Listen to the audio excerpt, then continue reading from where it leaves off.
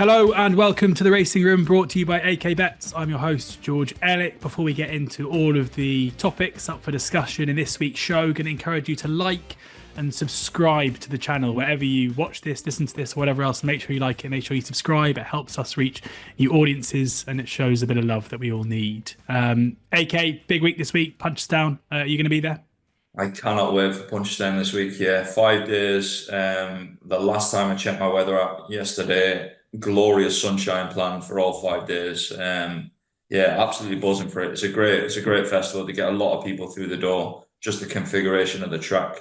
Not all of them probably see the betting ring, but they get that many people through the door. It's packed with the best pitch in the track, number one on the rails. We've got one on the middle of the stand line as well. So yeah, buzzing for it. There's usually plenty of money flying about and plenty of interest, and yeah, can't wait really. You guys, TC, how have you ever been over to Punchestown for this week? I have, yeah, actually. No. Yeah, a few years back. I've only been once, but yeah, it was just basically it wasn't working, just a bit of a piss up. But yeah, it seems a good meeting, doesn't it? But the weather's key, isn't it? I mean, to most of these things. But yeah, I bet the good weather made all your school runs a bit more pleasant this morning. All the nanas and the mamas in their attire. Where's this going? No, I was just saying, when it's really kind of like 20 degrees outside at 8 o'clock, I tend to volunteer for the grandson school run. But yeah, not when it's raining. Pretty good. Get the Ray-Bans on, lovely stuff. Christ Almighty.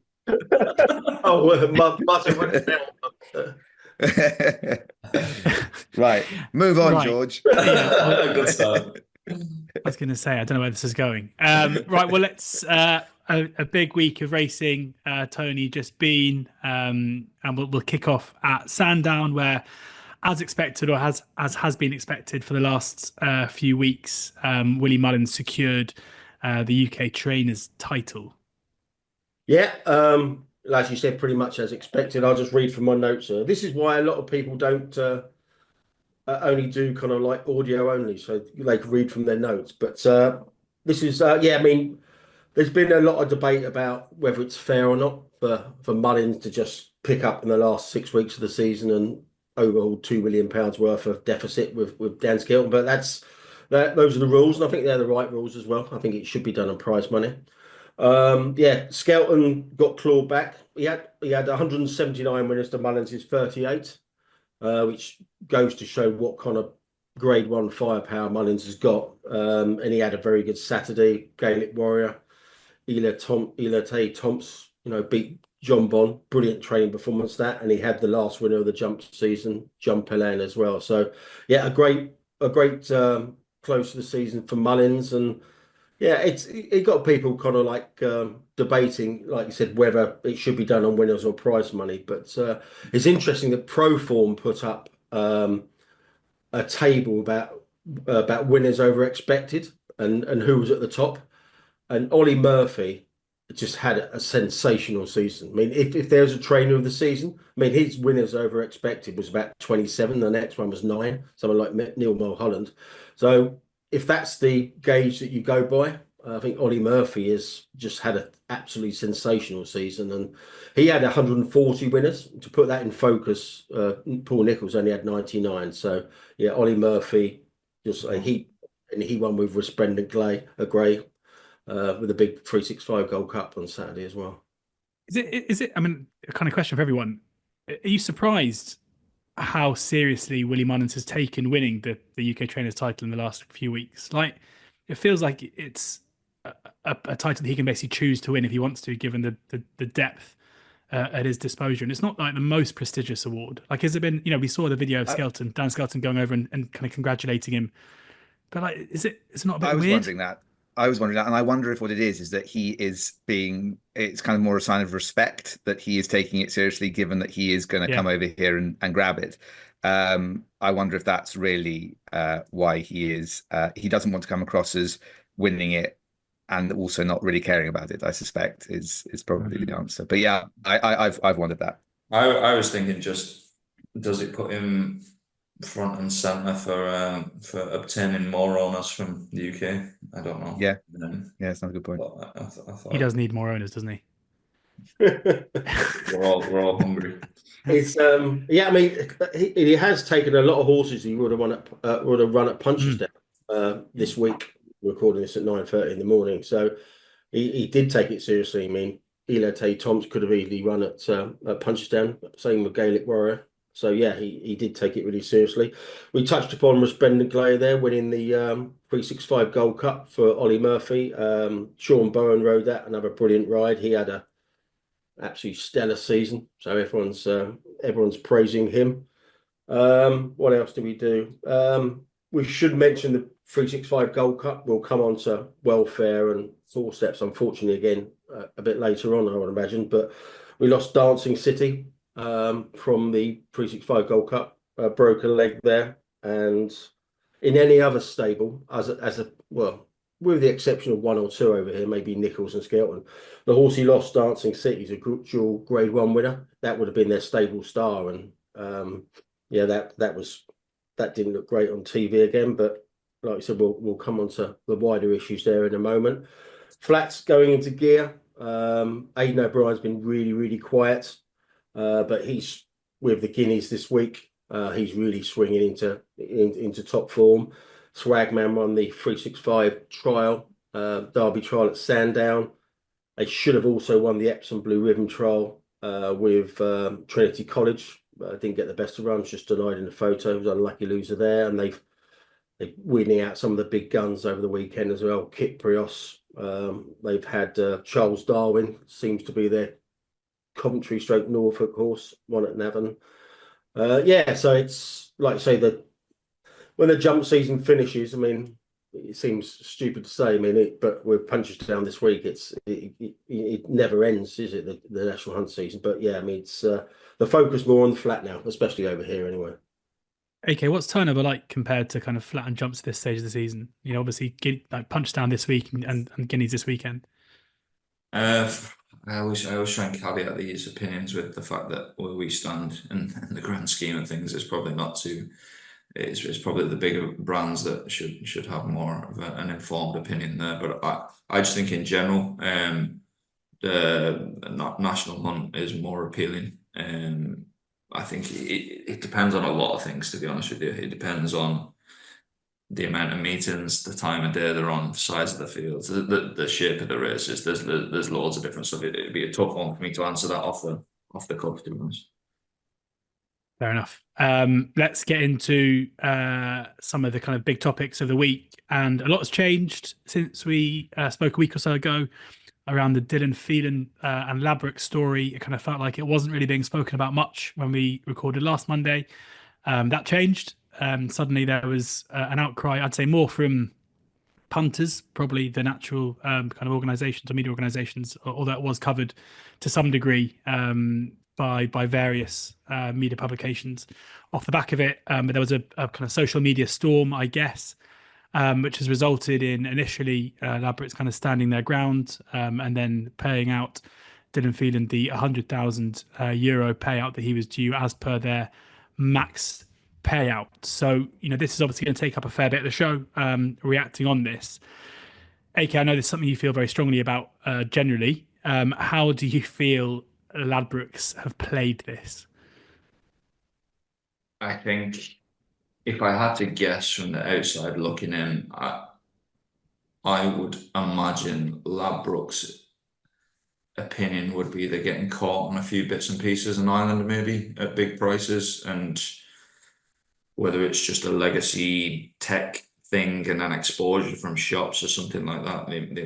If I had to guess, and it's a total guess, is that they were probably half sick of it and decided to make an example in this case. And it probably couldn't have played out worse, I'd say. And it probably played out quite well for them for the last year, I'd imagine. Until Joe, the journal on Twitter, got involved just over a week ago. I think they might have been thinking it was quite a successful policy up to then. And it's obviously blown up quite significantly. Obviously, we commented on it significantly. I'll put a little weight behind it just with our opinions as well. But yeah, I think overall from a PR point of view, especially, it probably couldn't have been a worse week or two, and leading into this week with Ladbrokes sponsoring extensively at Punchestown, one of the horses in that bet potentially running in a big Ladbrokes sponsored race at Punchestown. It literally, you couldn't have wrote that better, I'd say. So from the punter's point of view, until he wins. yeah, it's good. It's going to be very interesting, I'd say. But I think, I'd imagine they won't do it again. How it feels, pretty obvious that a year since the races took place, nothing happens, and then there's a bit of a storm on social media, and Dylan gets paid. Like nothing has It's changed. like it reminded me of that question that Mrs. Merton asked Paul Daniels. What is it that first attracted you to the multimillionaire Paul Daniels? It reminded me, what was it about the media outcry that made you decide that actually you were going to pay out Mr. Phelan? Obviously the timing meant that this telephone call took place. It sounds like quite a strange telephone call. One, obviously, it begs the question, why wasn't it held earlier? But it appears to have resulted in the IHRB giving the green flag, or insofar as Ladbrokes, giving them enough comfort that they could release it. But yeah, I don't think it's clunky, isn't it, really? Yeah, indeed. And TC, what did you make generally of kind of the way that this was covered in the media over the last week or so?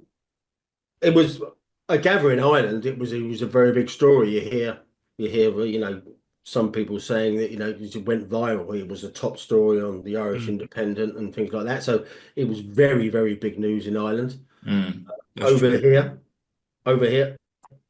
again, I mean, we'll come on to it a bit more, but I mean, I can't understand how the press operate over here.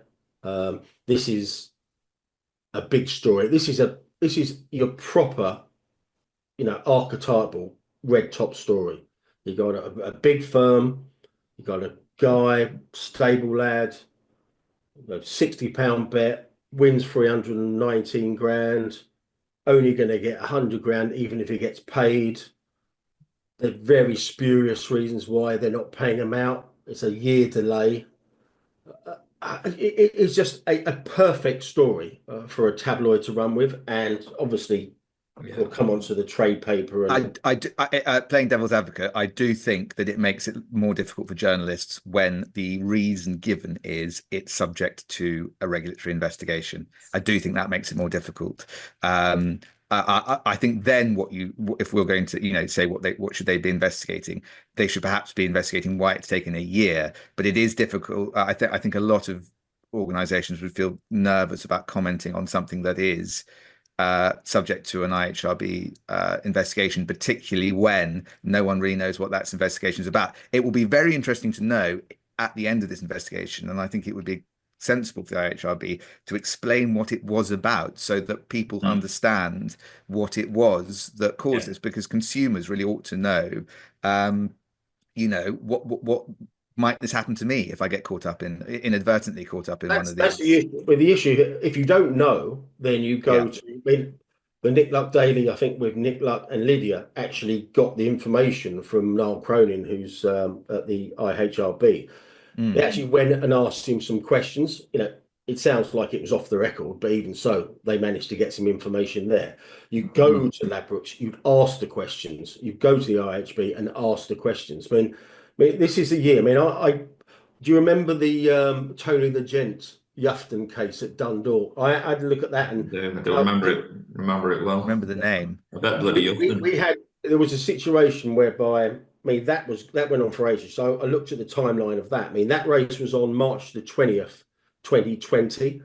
That only got settled as no case to answer on November the 10th, 2023. So a lot of people are saying, this is taking a long time. I mean, previous examples then. I mean, did Ladbrokes kind of and other bookmakers not withhold payment for 3.5 years? Don't get me started on how long the investigators can take to investigate. we also know the IHRB are probably slightly busy at the moment with other things as well. So there's plenty going on in Ireland from a court case and a regulation point of view. I think this is the crux of the issue that Harry touches on is, and it's one thing though where AK Bets, just as a small independent bookmaker, we try and differentiate ourselves is just on customer service and customer response times and how you communicate to a customer. And I think even just from even my own self previously having bets, and if there's any kind of dispute or any kind of questioning of anything, a rule or anything like that, you feel like even from an AML point of view or a documents point of view, I think when you bet with some operators, I think the consensus with the public is you kind of sit in a bit of, you have your back and forward a couple of communications, and then the problem is you kind of sit in purgatory, don't you? Like there should be somebody saying that every case should be resolved to a final conclusion in a month. Like there should be somebody going, geez, this has gone a year now. Like we need some kind of, it should be, the onus should be on the bookmaker to close off cases, in their opinion, to no further. I mean, I do agree with that, but it's still really difficult though, isn't it? Okay, if the IHRB is saying to you, look, this could be a complete scam. We don't know that's what was being said at all, but let's say that that is being said in some kind of situation. I mean, do you really want to be handing out six figures in those circumstances? You're not going to claw the back in a hurry. So, I mean, I think actually this is an example of the regulators perhaps taking too long and perhaps not always understanding and I would say this about the BHA, they don't always understand the impact that it has, the kind of butterfly effect. Well, we see it when they take this long. Even just on a day-to-day basis, just the delays of stewards' inquiry and this kind of thing, even just from an on-course bookmaker perspective, the delays in decision making, and that's like 45 minutes when it should be 10 minutes. If you're talking a year, it's hard to know where to sit on this, to be honest with you, because I get that point, but I just think in this particular instance, I'd imagine that the inquiry came out of, you've basically got caught, you've got caught on a bet, and it's very hard from the outside looking in it not to look like you're just stalling paying that bet because you've been. I think that's right, and I think what it looks like. What it really comes down to is how reasonable were Ladbrokes in relying on what the IHRB was telling them in not paying out. We don't know.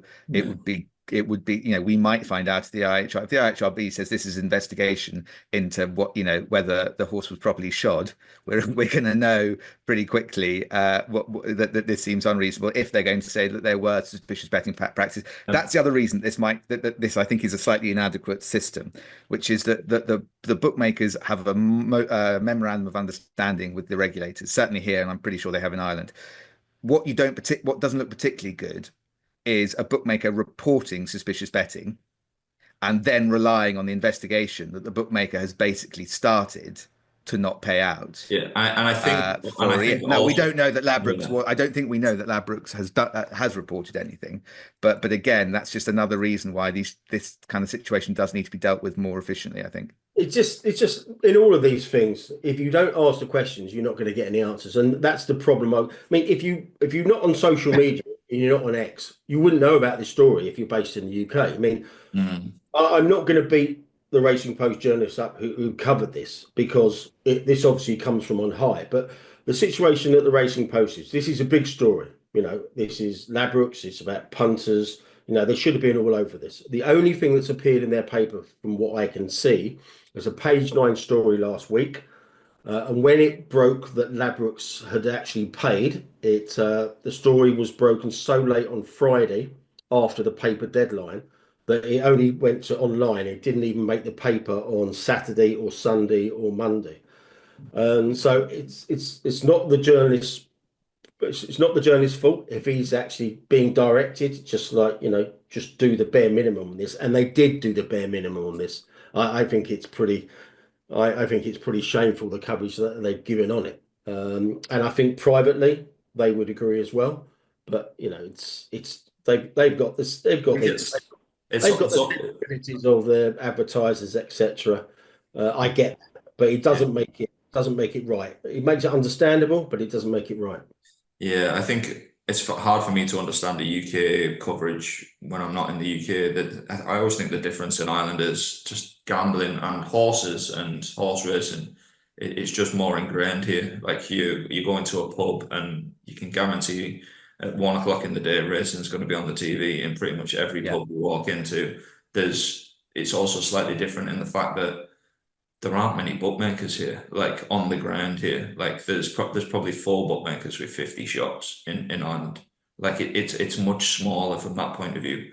And I think from a competition point of view, if you're having question marks over one of them and what they've done in a bet in particular, it's no surprise that it gets quite a lot of traction here, and it blows up here a lot more.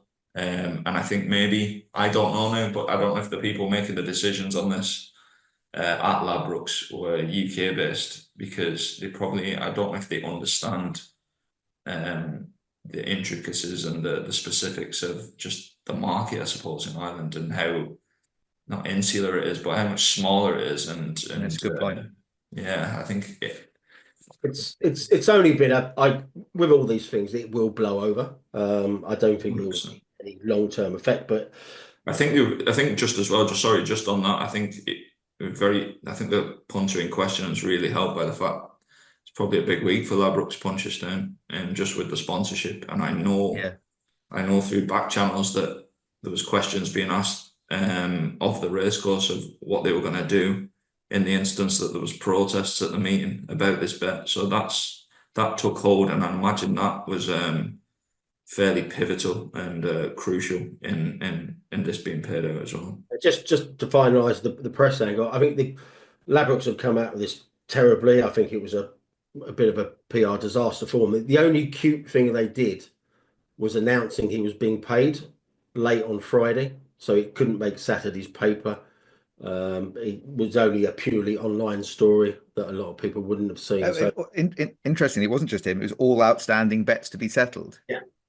I mean, we didn't hear from anyone else, did we? That was the whole thing. That could be one. Down here. The Racing Post reported this. This wasn't a direct quote from Ladbrokes. This is like the Racing Post reporter. Oh, is it the Racing Post that said all yeah, he actually said, I think it's Conor Fennelly. He actually said they have elected to settle all bets relating to the 2 horses. Now that would kind of like suggest they withheld all bets on that race for over a year. I haven't heard any other suggestions that they've done this other than this in this one instance. So I think that would be a slightly disingenuous thing to say.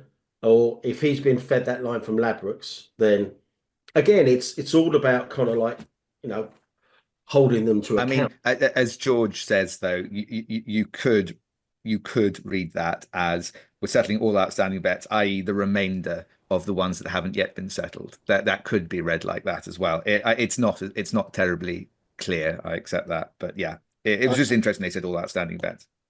AK, from a kind of perspective of someone who runs a bookmaker, where would you point the finger? I'm sure there'll be people within Ladbrokes saying, heads should roll. Is it the cashier who took the bet in the shop? Is it the lads in the office who didn't manage their liabilities effectively? Is it the PR department? Is it everybody? Is it just one of those things that's been managed badly? Like, who does anyone need to be blamed for what happened? Like from an exposure point of view, I just think in general, just horses with no form. There's probably various things. It was done through retail, so that's give you the shot at getting the bet on just by somebody just sticking it through a till and not really paying much attention. I've made the comments previously as 15 years ago, being a betting shop manager and betting shop staff used to be a career option, and people used to do that job from 20 to 55, 60. That used to happen. That doesn't happen anymore. My own, I don't want to call anybody out here now, but my own opinion is just the Ladbrokes staff in Ireland that I encounter wouldn't be great. Just anecdotally, just my own experiences. It's kind of fill-in staff, and it's not great. And you can see just the combination of staff, less engaged staff, don't really care, mixed with probably legacy IT systems, mixed with big prices about unexposed horses. Like it's basically got all the ingredients that you don't want, I suppose. And just from betting shops, I don't know what it's like in the UK now these days, but in Ireland, they seem to be getting quieter and quieter to me whenever I'm bouncing about the odd time still. Um, just the exposure relative, especially if you've got an archaic old till system, even if you've got a new till system, they can still go through with a bit of organization. I think the exposure you have for them, what to me looks very limited upside from a retail high street perspective. I just don't like that ratio, to be honest with you. What would you do, Ladbrokes? I think from a PR perspective, they've made an absolute balls of it, but you probably wouldn't have said that a week ago and prior to that. Yeah, I don't know. I don't know what you can blame. I think you've just got to put as good staff as you can, and it's very difficult. I think if you have the opportunity to scale a bookmaker, you probably, if you start off small, you start off with the staff you want and the competences you want, and as you need more people, those rules probably have to be slightly realised because you have less control over it and these things. It seems to be in the betting shops around here that the real problem that they face is that their customers are getting older. It seems to be a real it tends to be men over 60 around here that are in betting shops, because presumably everyone else is growing up with online betting. I would have thought that COVID was obviously huge for it, mixed with the fact that when it happened, you probably got some of them to migrate to online. They just seem a lot quieter shop retail, and I just think they're much more exposed from it's not even a black swan, but like they're just more exposed, and the costs are higher, and the whole ratio looks off to me from it being cash is less people going in them. Like every variable seems to be against retail. From if it wasn't for FOBTs, then shops probably wouldn't exist now, would they? Realistically, like even if they didn't have FOBTs with £2 limits, I think retail would collapse fairly quickly, I'd say, or collapse a lot more than it has. Hasn't actually been that much of an impact on shop numbers because of the FOBT state reduction, actually. It's probably more other factors, I'd say. But if you took them out of there, they're essentially self-service betting terminals, a lot of them, and a lot of expensive equipment, and a lot of pitfalls with opening retail high street shops, I think. And they're not. I mean, over here, they're not cheap to run. They're very expensive. Super expensive. The pitches, just from the basic pitches, forget your fit out. Some people do fit out quite well in Ireland. I wouldn't have Ladbrokes in that bracket. But from a fit out perspective, the pitches are off the charts. Like, we have turnover tax here as I keep hammering home. Like every variable is against their surviving, I think. One kind of knock-on effect to this story has been quite a wide conversation around max payouts. Personally, I think it's the one thing that I kind of really disagree with when you see online people claiming that he should have had his full £300,000 payout. Max payouts, at least it'll bring into the consciousness of some people following this that they do exist. Obviously, there is a need for these to be displayed on the walls of betting shops. But as one tweet that TC shared in our group earlier, the font size used in order to display this meant that if, as Harry says, the average age of the customer within them is probably 60 plus, the chance of actually being able to read the max payout was pretty slim. It was, honestly, I remember going in shops when I was a lot younger, and it was kind of like that. But I didn't. If that's a recent screenshot, it's frightening. But the one thing, nobody would read them. Yeah, I mean, the one thing to point out here, and we said it last week, but like a lot of people said that the bet should have been rejected if he could only win 100,000 euros. But that completely ignores the fact that had both horses placed, then he would have been due a big payout. And I'm sure that Dylan Phelan would have wanted the full bet on the full because stake, he'd have wanted to ensure that he got paid as much as he could have done had both horses run into places. Yeah. But there's a wider discussion here around max payouts, and it's interesting. AK, you tweeted that, in your opinion, 100,000 euros was a pretty high max payout for a race of this grade. It strikes me that because of inflation, max payouts are probably actually getting smaller every year because it doesn't feel like they actually move very often. So, max payout now will be less probably than it was 10 years ago or even longer, further ago than that. But I mean, where do you stand on this 100,000 euro maximum payout for racing of this level?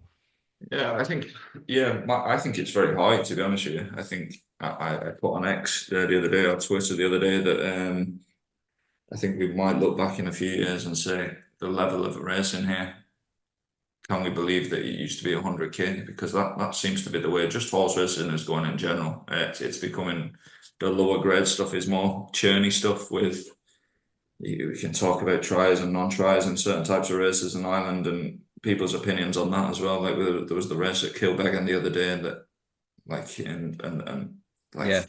just to generalize, but yeah, I think max payouts in general are there for the guy that's doing. They probably are there in the first instance they're essentially to protect the bookmaker from ruin, but I think they're not really there for the guy that has 6 random horses and the max payout is 100k, and if he wins 200k, in some instances the bookmaker's going to pay him. Some they're going to say it's more to protect from a bet of the nature of Dylan Freeman's bet, basically, that and a coordinated approach to that in low grade racing.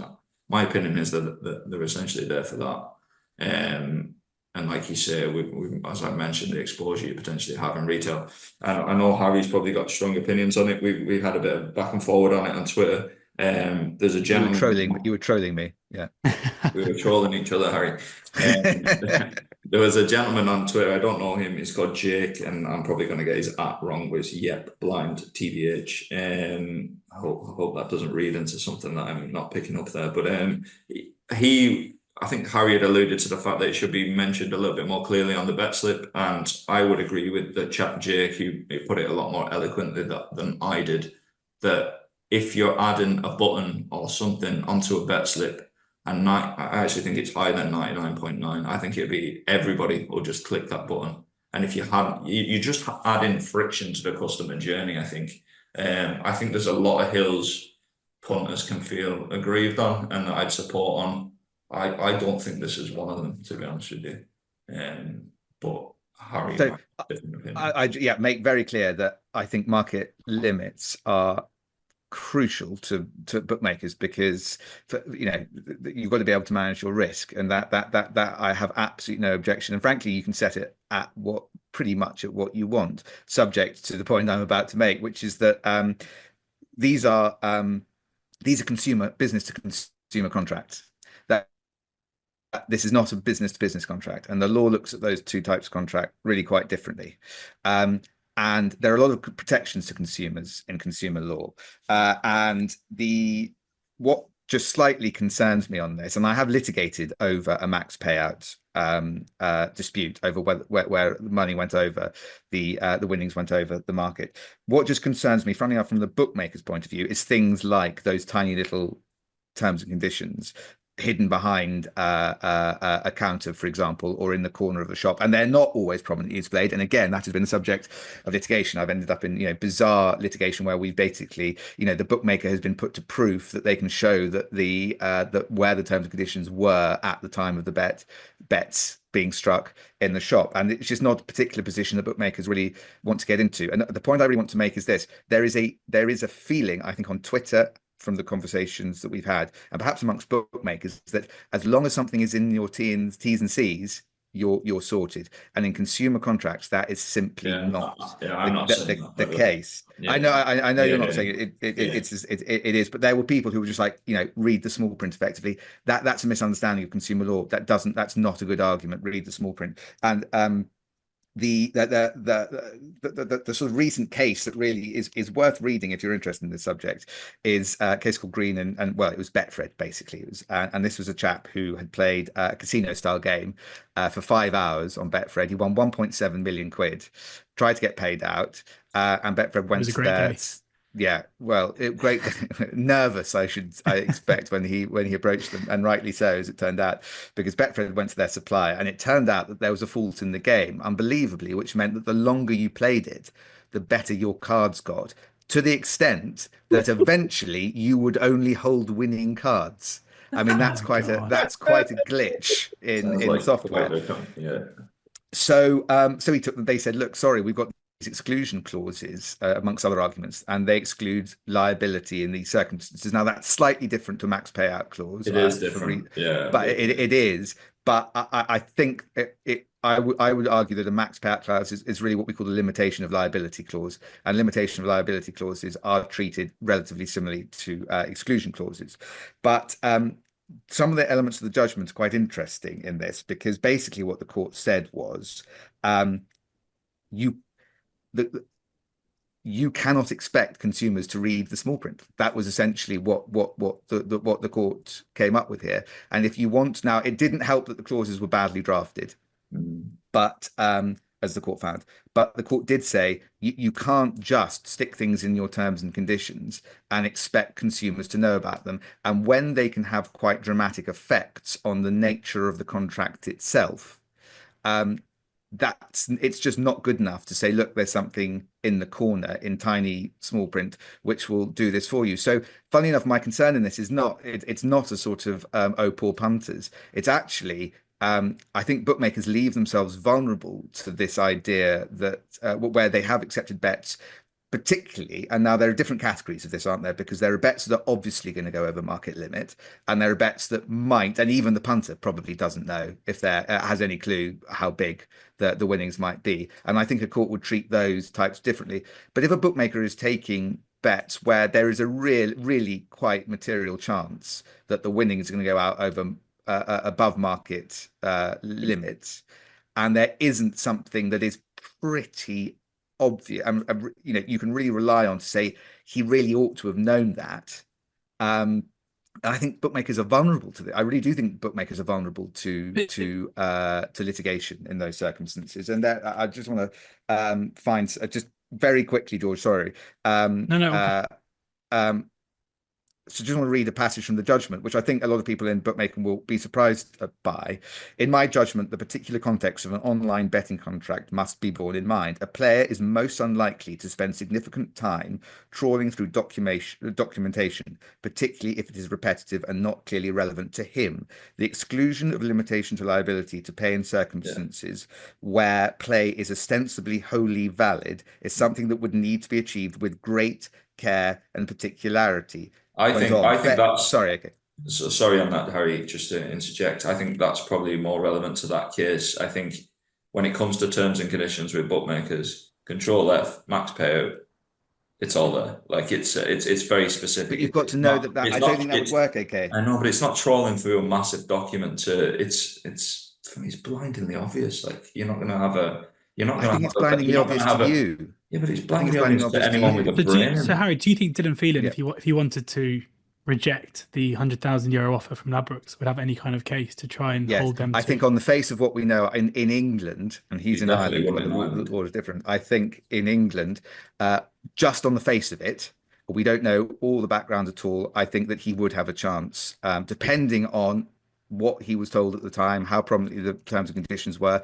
I think he would have a chance here.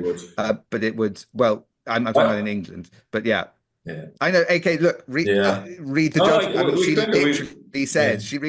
literally says that you can't expect punters to read all the terms and conditions. I mean, I think that does leave bookmakers exposed to Control F would not work as an argument. Just to clarify, did the Betfred guy get his money?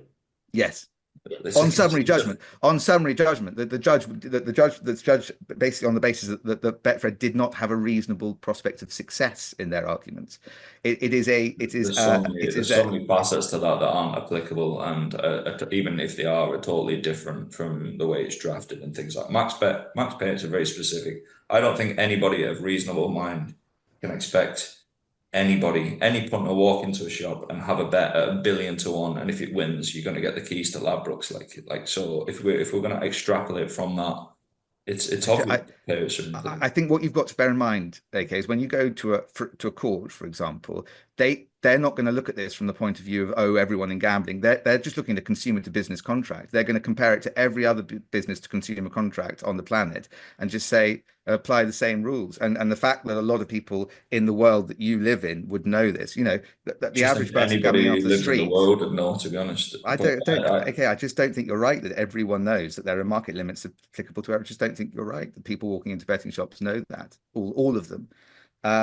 And there are also limits. There are daily winning limits, aren't there? Like, I don't know what it is with AK, but it's not just max payout on one bet. If you win, say you win 4 bets of 25 grand, there's normally a cap as to how much you can win in a day, isn't there?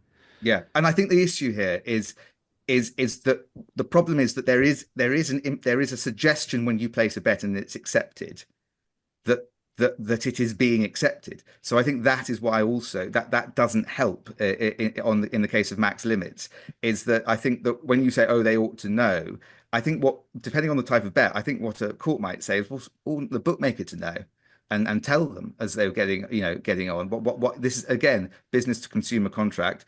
This is something that bookmakers do all day, and you're asking people who do other jobs to come in and perhaps spend 5 minutes of their day placing bets in some circumstances. Now, of course, the other thing that I do accept completely, AK, which is what you said, is that this applies to so few people now in any event, that this is not, this is to a large extent. Just my point on if, for example, you put a box on a website, on a bet slip, and it said, this bet that you've done here is subject to maximum payouts. Here's a link to it. Do you want to still place your bet, right? 99.9999999% of people are just frustrated by that box and go, fucking hell, he's asking me that again. Of course I want to place the bet. Like that's I completely see that, but 99% of people, when you go karting, you sign the thing that says if you get killed, your maximum payout is £500,000. 99% of people still sign that and go karting, but it doesn't mean you don't put it in the terms and conditions. I'm talking here about legal liability. Yeah, and are those terms and conditions long, and the people read every single word before they go karting? Like, it's the same thing. You've been presented with the terms, and they have max payouts in them. But anyway, listen, we'll talk about sides to sleep on this, I think, but be interesting.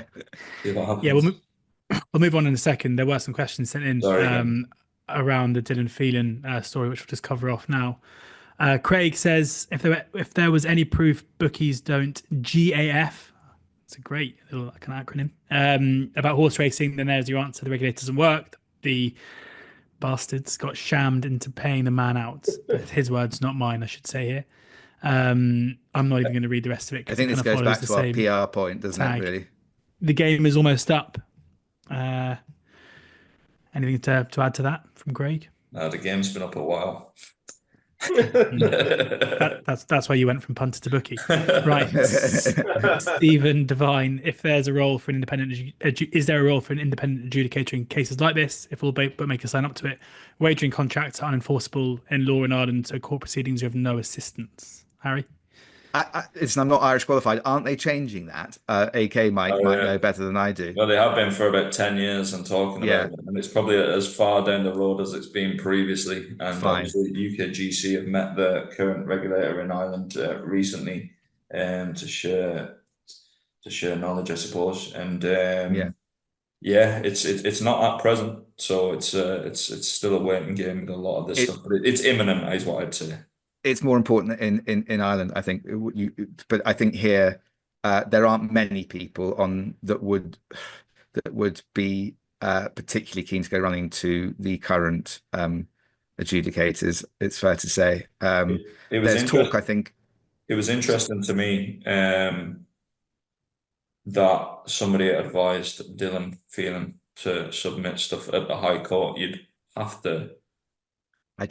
If bets aren't enforceable in Ireland, I don't really understand what's happening. Maybe there's a clever argument. You'd be very, very concerned, I think, about who gave that advice. I've been approached recently by lawyers and solicitors in Ireland to help a punter in a case against a bookmaker, and I read the complaint, and the level of understanding.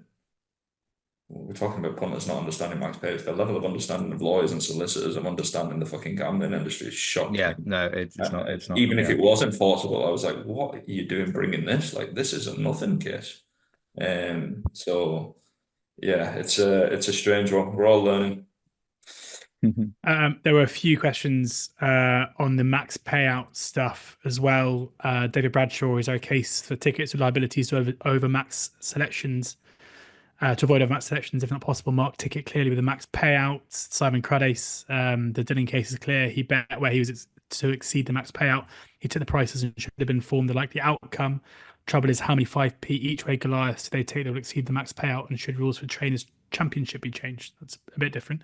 And David Brown, regard to the max payout incident, why did the staff not realise the bet was going to go over 100 grand liability? I used to work in a betting shop, and that type of bet you'd have to ring through, and he should have had his stake reduced accordingly. TC, anything to add to this stuff? I thought it was quite interesting. It'd be very interesting actually getting Dylan, asking Dylan what if you knew that was subject to 100 grand, would you have had a tenner each way double? And I reckon Dylan would have had his 30 quid each way double and said, I'm getting 1,000 to 1 for both these fucking things to players. Yeah, I'm absolutely delighted with this. Yeah. He definitely Thanks for taking the bet, Mary. No one should be reducing the stake on this. That's not. No one sensible is suggesting that the stake should be reduced. It just. I think that there's an argument that it should. Bookmakers could do more to make it clear, just so that they don't end up getting burnt. Their fingers the burned easiest thing on afterwards. that, surely, Harry, would be the regulator just making that a condition. It could be. It could be. But look, it can go on the long list of things that we would like the regulators to do in various jurisdictions, I think. So, but yeah, you're right.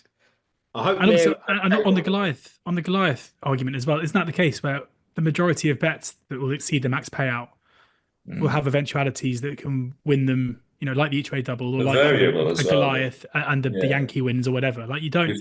Just because it's very hard. Yeah, exactly.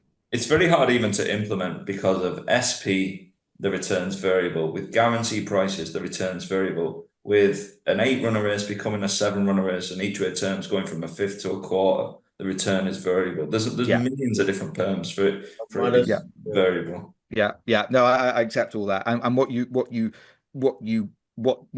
I'm certainly not suggesting is that you come up with something that is just complete, that someone sits there reading the terms and conditions to everyone who places a bet on. It's, you'd have to think of a sensible, proportionate way of doing it. And it might only apply to certain types of bets, and where you've got ones with just too many permutations, you just can't do it. I want to find the guy that can build that system, that perfect system that can compute all this stuff and do it quickly. And then I'm going to not let him do that and get him to build something good. I suppose the most obvious thing is to put all the max payout stuff on the back of the bet slip. Yeah, or on the window, if you're talking about shops, I suppose, literally bang on the window as you go there. This is the max you will pay on this market, this market, this market, this market. So there's normally subs, so it's so difficult, honestly. It's so difficult, but yeah. Let's move on, and there's a couple more questions on this. We'll get to the end of the show. We'll move on now to another operator and another kind of smaller storm in a teacup around a charity bet with BetMGM, AK, that seemingly, despite kind of being live on camera at the time, may not have been placed, that then copped, and therefore, because it hadn't been placed, the money hasn't been paid to charity. What do you make of this? Given the sensitivities of this topic, I'll be as short and sharp as I can and try not to offend anybody.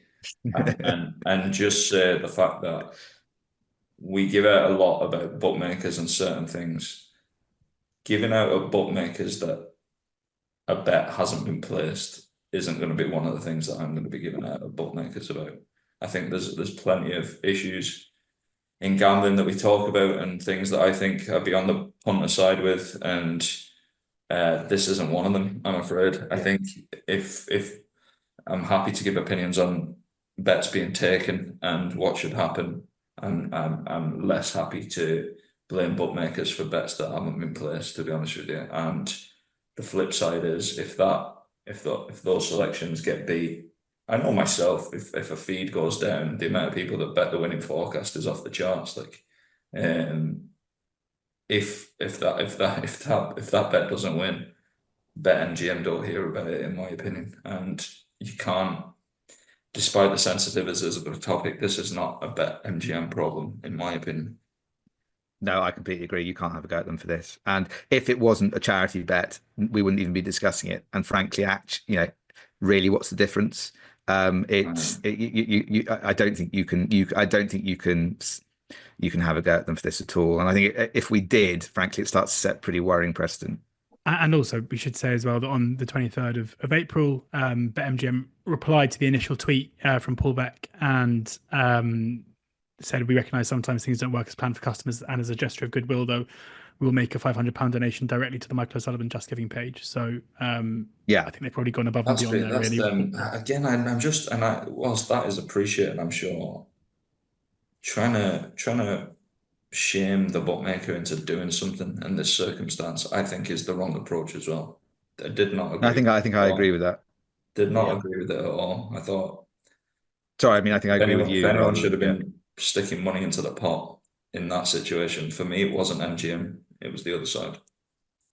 Although, as we've seen, I think there's a belief that the bet was placed, even if the tech doesn't seem to agree. Yeah, well, I suppose that is the slight fly in the ointment, isn't it?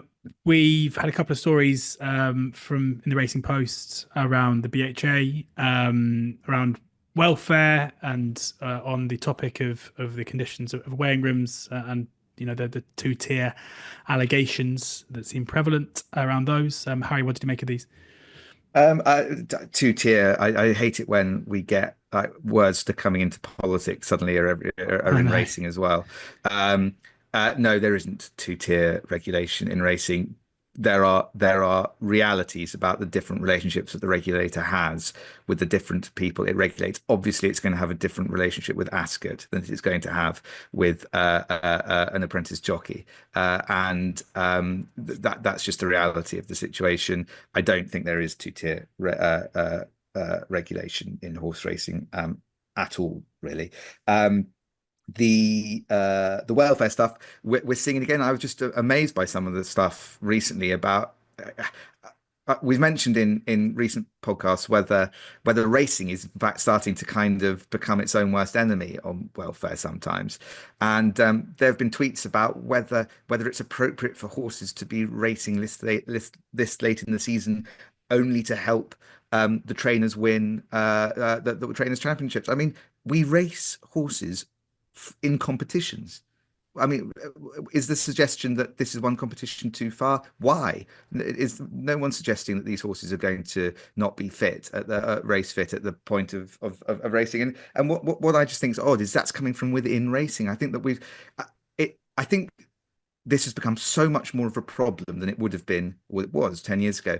I think it's a real problem of social media, actually, the more I think about it. I think that there is a habit on social media of people to firstly constantly be giving you their opinions, and most of us are guilty of that on social media. But secondly, also there's a sort of, they get into a moral one-upmanship with each other sometimes, or virtue signaling, as I think some people call it. And I think that sometimes people actually think more about what's the zeitgeist here rather than what do I actually think. And it's ended up with people in racing saying things that I think if Animal Aid had said them, or Animal Rising had said them, we'd be going, these people are clueless. So I'm pretty amazed by some of the stuff that we've read on racing horses for the sake of the Trainers Championship. Perhaps I'm alone in that. I don't know. Maybe I've missed something, but it just did strike me as amazing. Anything to add, guys? No, one of the reasons that prompted this is horses that were running the Grand National running 3 weeks later, and horses that ran at Aintree as a whole. I always read that, and it was just absolutely bizarre, I thought. If that's a welfare issue, then it's a welfare issue, and they shouldn't be able to race. But the suggestion that there is some duty beyond the welfare rules to just sort of not race horses for whatever reason, it doesn't make any sense. The BHI are all over this. I mean, they, when the horses get to the track, they're trotted out. They really up their game there, and understandably so, given all this kind of discussion. There was a horse called Le Fauve of Dan Skelton that was going to run, I think it was about 5 days after it bled from the nose and ran badly before, and that was taking out. Whether it was the going or a vet cert, I'm not so sure. So the BHA are on top of this, to give them credit, and all of this kind of like welfare discussion was on the back of a media briefing they did with the press last week. So they are being upfront about this, and like I said, they are on top of it. And if you're talking about a horse that ran 3 weeks ago coming out again, and you've got a problem with that, then you've got a problem with racing, full stop, haven't you? And Tony, there's been some mixed messages around crowd attendances and the fact that children are being used in some figures now. You got some figures around the kids side of things at Cheltenham. I was sent these last week. We've discussed the issue of children being included in attendance figures this year. It's always been the case that they should have been, but it's been enforced a lot more. But I was sent a couple of figures from Wednesday and Thursday at Cheltenham 2 weeks ago about how the increase in kids' attendance figures are being monitored and how significant they are. On the Wednesday of Cheltenham a couple of weeks ago, there were 54 kids kind of like in their figures for 2024. That went up to 442 a fortnight ago. And on the Thursday of Cheltenham, they went from 78 the year before to 722 last year. So significant figures. Against that, that Cheltenham meeting did fall on a Easter bank holiday, Easter half term this week. So there would have been more kids going racing. So that's a big caveat there. But it just goes to show that when we talking about attendance figures, that children figure being analysed now and actually kind of like documented can be very significant. And that this came on the back of the attendance figures for the first 3 weeks of the year being down around about 3% year on year. But again, the RCA have come out and said that would be the case because Easter has fallen a lot later this year. But I just thought it was an interesting. Thanks for the person who sent it on. They probably shouldn't have done, but it just goes to show that that's a what was it? Funny, isn't it? It's when it's I always think it's funny. We always adding kids and caveating it. Oh, well, these are the exact set attendance figures, and then and it's always a case of same with bookies with the reports. It's like it's always bad weather. These meetings are abandoned. This is why our turnover's down. Like they never go. There's never the flip side, is there? It's never like when it's up, it's just got. Oh well, it's because of Easter, so it ended up being a bit higher this year. And challenging headwinds was around in racing for about 2 years for every time anything went wrong. Yeah. And AK, you saw around Cheltenham Festival tickets for next year at £35. Yeah, I saw that and I just got an email. I don't know how my old email address was on the radar. I must have bought something at some stage. But 35 quid for tickets at Cheltenham next year. I think it's only I put it up on the UK bookmakers group and somebody mentioned it was one specific enclosure or something. I didn't dig into it too much, but I think you can get tickets for Cheltenham next year for 35 quid. So we should probably encourage that. Maybe the bookmakers get a discount if they sign up a year early. Get nothing discounted, I'm afraid. No. Maybe we do. I don't know. I don't dig into again. New UK on-course bookmakers, so I'll have to take a pass on that one. But I hope so. It's mad how much. And a couple of jockey injuries to touch on. Tony, Jamie Brace, and Niall Houlihan. Yeah, I was going to check on the Jamie Brace situation, but I didn't get round to it this morning. But so that's a fault on my part. There were some reports that he'd broken his back at Perth last week. It seems to be the person who was kind of like talking about that knew what they were doing. So if that's the case, then again it hammers home the kind of like the difficulties and the terrors that they face when riding racehorses. And the remarkable one on Friday night at Fontwell, the race was actually stopped when Niall Houlihan had a horrendous fall and got kicked and stamped on by horses coming on the back of him. There was a lot of people said it was one of the nastiest things they've ever seen.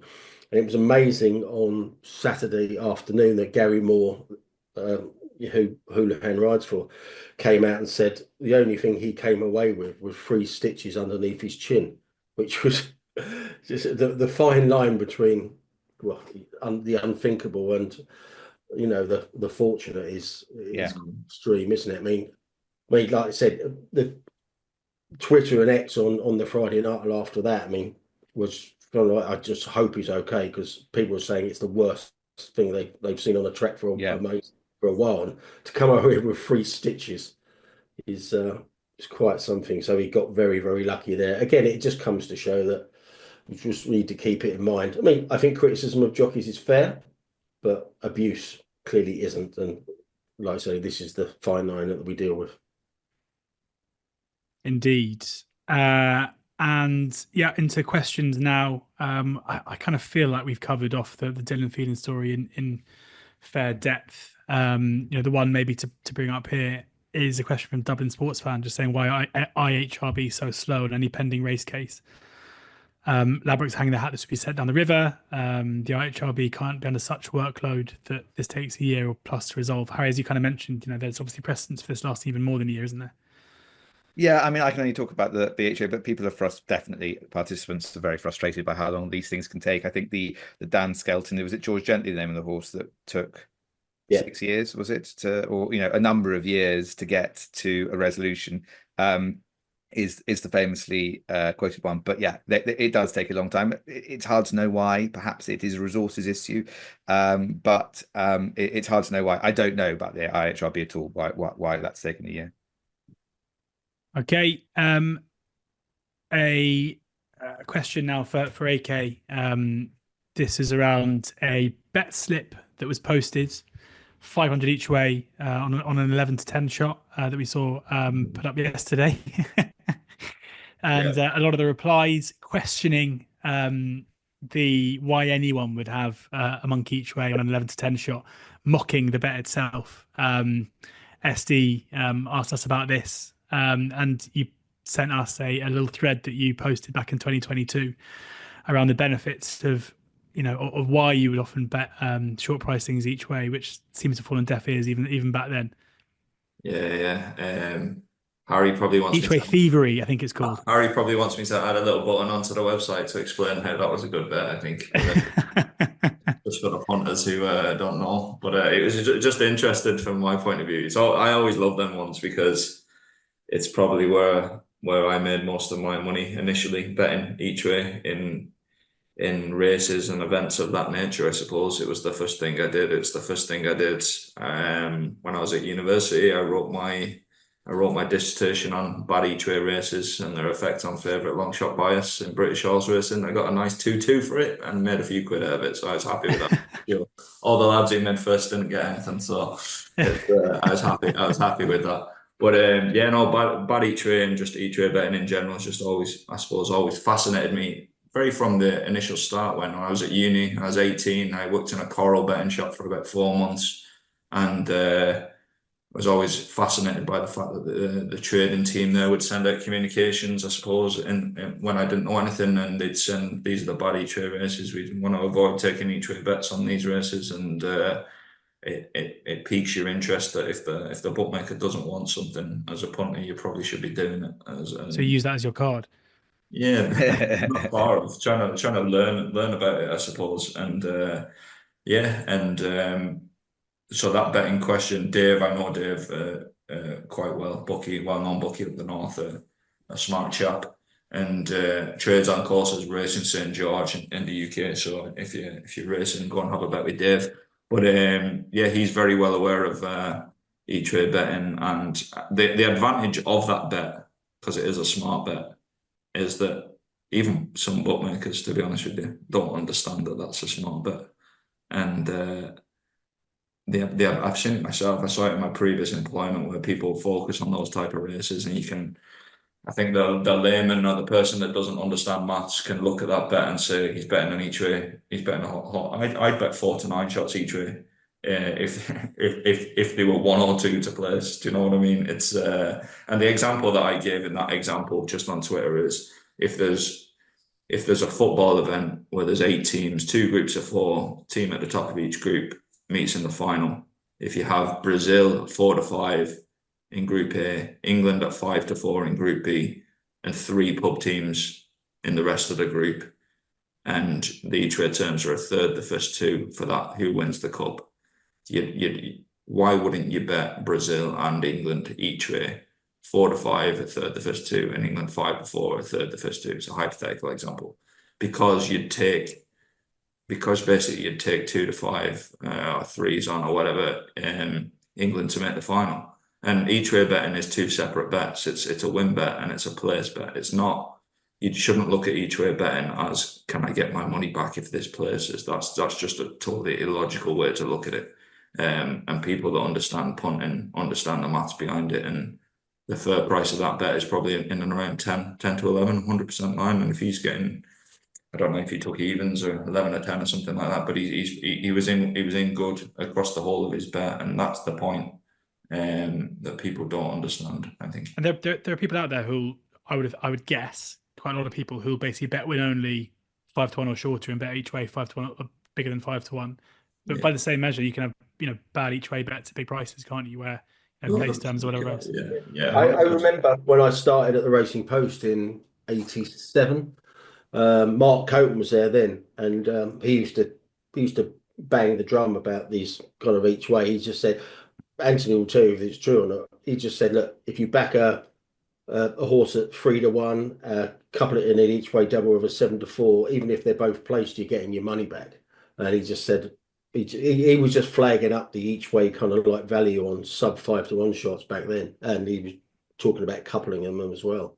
So yeah, it's nonsensical for people to say, "Oh, I'd only back an each way shot at 5 to 1." I think there's loads of I'm obsessed with this, to be honest. I used to be very obsessed with it. There's even passages in Phil Bull's autobiography, I think, from way back in the day, he was talking about getting banned for doing this stuff in the past and stuff. A good rule is if your bookmaker doesn't want you to do it, it's probably quite profitable. And I think the small problem with this example is some of the bookmakers think it's unprofitable, but in general that rule holds. I think just from a mathematical point of view, I always find there tends to be some kind of a curve linked to these races, so you can often find value very short end of the market and towards the back of the market as well, and the prices somewhere in the middle tend to be a lot less favourable. You can have bad each way races. You can have non-bad each way races that have bad each way selections. There's loads of different facets of it. One of the big things used to be when the SP was determined on course. You actually can still see it to a certain extent if you go racing in the north, say like in Scotland, for example. And just because from a geographical perspective, a lot of the bookmakers operate in Scotland and then might not operate too far down south. And if you actually tracked over rounds, just general across all races, you tend to the amount of margin took per run it used to decrease the further north you went, and then the bookmakers up north bet very, very hard across all races, and the lower down, so you could actually track it across the country. If you put over round per runner from fucking Exeter or Yarmouth or whatever, all the way to whatever the furthest track north is in Scotland, the overround per runner would decrease the further north you got. So one of the big things that I used to do based on this was bet when the SP was on course, look for bad each way races and in Scotland, basically, because I knew that my win price wouldn't be that unfavourable and my place price would be absolutely fantastic. So if you could get a couple of meetings up the north one day with bad each way races, you wouldn't even take a price. You'd just take SP because you knew they were going to bet the lights out, basically. And that still occurs on track. So yeah, it's hard to explain, I think, unless you're that way inclined to look at races mathematically, but that was a good bet and most people don't think it is.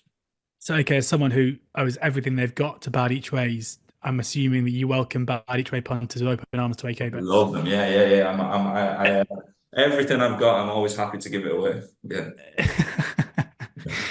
Final question from John Sibelius on calling Willie Mullins a bully, I think, on the TV coverage on Saturday for knocking over Dan's toys. Questionable comment. Only one of the two trainers had a millionaire dad who set him up in the business, while Mullins scratched his way through the hard times. Tony?